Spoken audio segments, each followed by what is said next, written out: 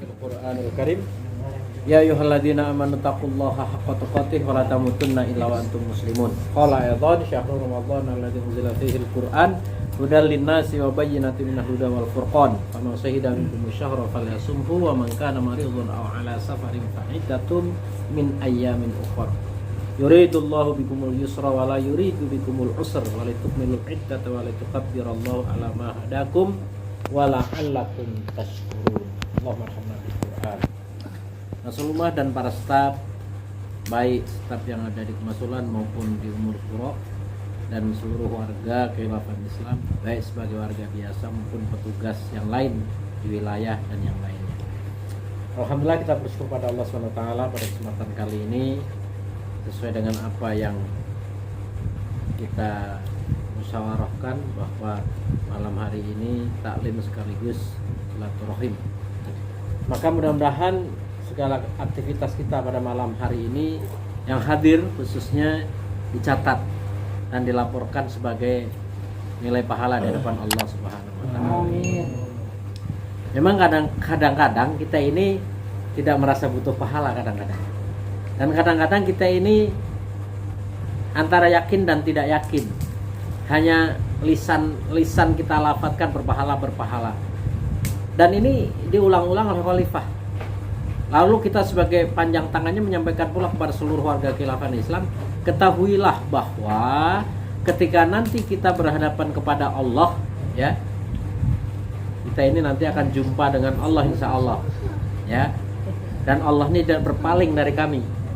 Kan Allah itu nggak mau melihat menatap kita, nggak mau diajak bicara, dan kita mau diadab oleh Allah. Bagi siapa? Bagi mereka yang menjual ayat dengan harga murah. Ya, wala tukallimullahu yaumal qiyamah. Nanti Allah tidak mau ngajak bicara. Wala yuzakkihim, dan Allah tidak mau mensucikan dan membersihkan dosa-dosanya. Bagi siapa itu? Tastaril ayat bisa meningkolil dan menyembunyikan kebenaran. Ini diprediksi ribuan tahun oleh Allah Subhanahu wa taala bahwa nanti di akhir zaman akan ada orang menjual ayat dan kebenaran itu disembunyikan. Ya. Maksudnya bagaimana? Oh, kita lihat hari ini di luar sana. Orang bicara 1 jam, 2 jam sekian. Di dalam pembicaraannya secara umum mereka bicara yang lucu-lucu. Bahkan ketika nggak lucu, tuan rumah ngomong, ya, Pak Kiai nanti yang lucu-lucu saja. Karena kalau serius, apa tadi bahasa Sundanya? Bukan ngantuk. Tunduh. Hah? Tunduh. Ya. Kalau nggak lucu, pengunjungnya nggak senang. Coba. Jadi sudah menjadi settingan zaman sekarang itu, ya. Ketika kita bertausiah, pertama kita menyembunyikan yang hak datang dari Allah.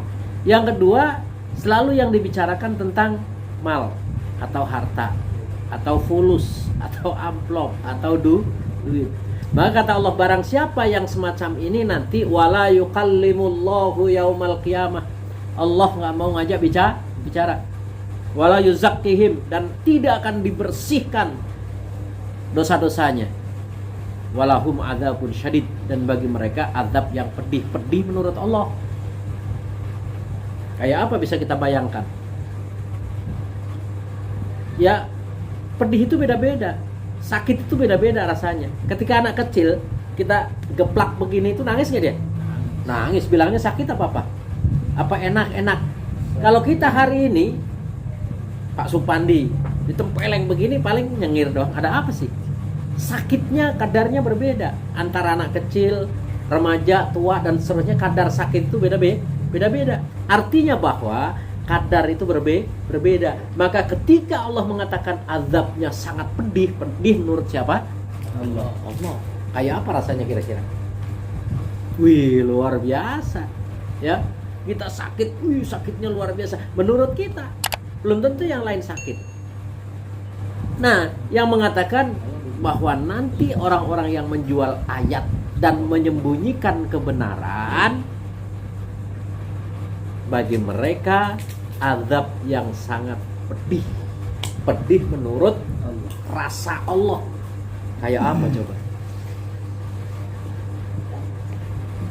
Azab sadid, azab yang luar biasa. Ya. Jadi mungkin kalau kita bicara kerak-kerak yang paling bawah, neraka yang paling bawah, karena seringan-ringannya orang yang diazab di neraka itu adalah paman Rasulullah SAW. Siapa itu? Abu Thalib.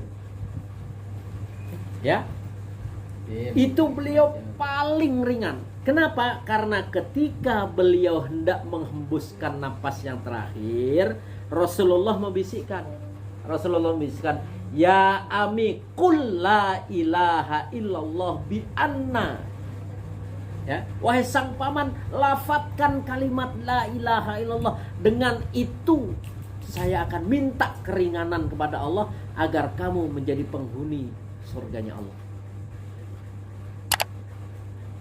Ketika kalimatnya nggak ada wasyhadu anna Muhammadar Rasulullah, enggak. Ya. Jadi di dalam hadis disampaikan meminta kepada sang paman untuk melafadzkan la ilaha illallah dan tidak ada wasyhadu anna Muhammadar Rasulullah, karena dia sudah tahu dari awal bahwa ponakannya ini seorang rasul.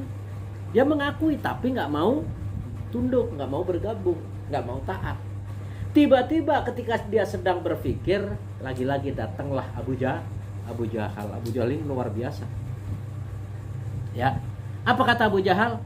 Wahai Abu Thalib, apakah engkau di akhir hidupmu ini akan menodai dan bikin sakit hati seluruh pengikut Bani Muthalib karena engkau telah meninggalkan agama nenek moyang?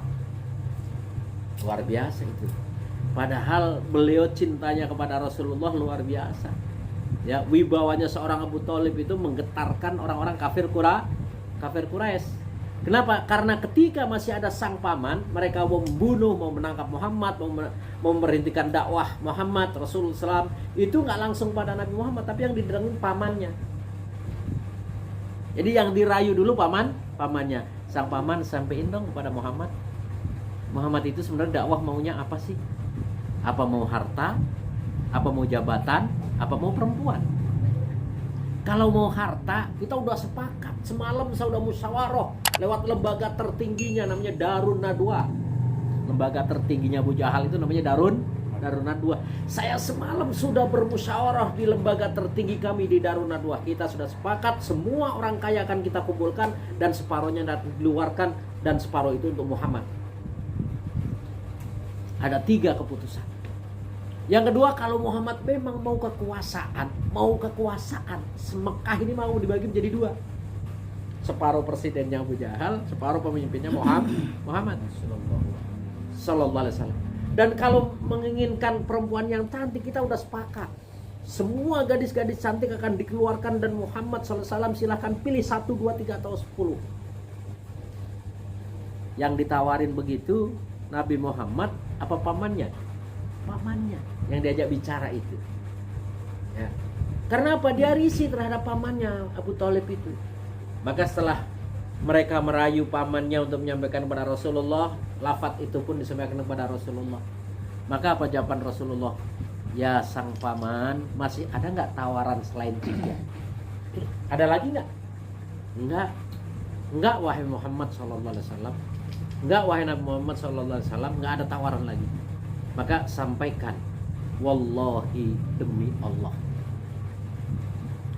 law wada'a as-samsa fil yamini wal qamara fil yasari ala an atroka hadzal amal ma taraktu fihi yudhirullah.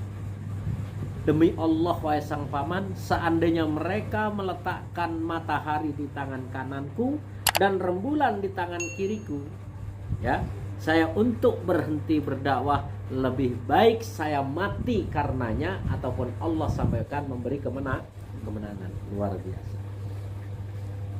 Jadi Muhammad itu bukan gila jabatan, ya, bukan merebut ingin kepemimpinannya dari seorang Abu Jahal, bukan merebut pula di Madinah dari Abdullah bin Ubay bin Salul, bukan. Tapi memang Allah telah memilih Muhammad bin Abdullah sebagai nabi dan rasul. Bukan harta yang beliau inginkan, bukan kekuasaan dan juga perempuan, tapi beliau wa ma arsalnaka illa rahmatan lil alamin. Itu seorang paman. Maka siksaan yang paling ringan terhadap orang penghuni neraka yaitu paman Rasulullah yang bernama Abu Thalib. Ringannya bagaimana? Beliau itu boleh pakai sendal. Di surga boleh, di neraka boleh pakai sendal. Tapi ketika sang paman Rasulullah pakai sendal, maka yang mendidih adalah otaknya. Jadi sendalnya itu kalau dipakai otaknya mendidih. Kira-kira sendalnya dingin Pak Adem? Masya Allah, bisa kita bayangkan. Pakai sendal itu siksaan yang paling ringan. Masya Allah. Dan itu dialami bagi orang-orang khalidina fiha abada. Ribuan triliun kita akan hidup di nanti di akhirat. Nah, hidup kita yang ribuan triliun lamanya di akhirat kelak itu, kita mau ke surga mau neraka ditentukan dengan sesingkat-singkatnya. Dengan sesingkat-singkatnya. Singkatnya berapa? Ya ada yang 60 tahun, ada yang 80, paling tinggi-tingginya 100. Iya, jadi ditentukan sesingkat-singkatnya. Kita mau hidup di akhirat kelak selama-lamanya di surga ataupun di neraka, menentukannya sekarang ini. Maka tadi ketika kita berjumpa dengan Allah, bagi orang-orang yang tidak mau menyampaikan kebenaran dan menjual harga dengan harga murah, maka tidak akan diajak bicara oleh Allah, dan bagi mereka tidak akan dibersihkan dosa-dosanya, dan bagi mereka juga azab yang sangat pedih. Na'udzubillah. Mudah-mudahan kita terhindar dari itu.